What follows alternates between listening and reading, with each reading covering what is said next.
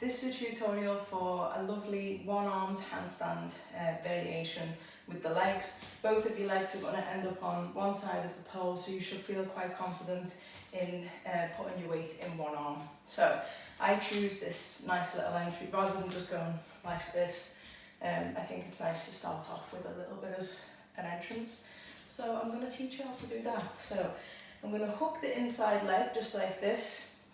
And I'm a little bit higher than hip level, but if your hips don't allow for that, it can work a little bit lower, but do try to get it up as high as possible because you need to make space for your forearm. So it's a forearm grip with the inside arm. So I'm going to be rested over the leg, one arm on each side of the pole, my head's just in contact with the pole. Bottom leg's as straight as it can be, there's a slight turn out. And then when I go to touch the floor, the outside hand, it just goes in front of that foot. Okay, so you should have like hip distance away from the pole already. So I'm there, I'm going to lead with the front arm. So big circle, and as I pass the pole, the other one starts to join it. Take a big side bend, feeling it in the core.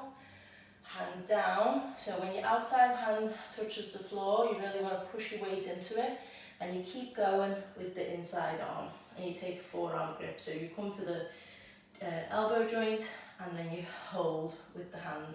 And then what I've got to do now is I've got the grip with that top leg, I've got the grip of me inside arm. I need to tip and stack everything on top of this outside arm, tip my nose towards the pole, and the outside leg is going to cross over on that leg. Okay, so just watch, tip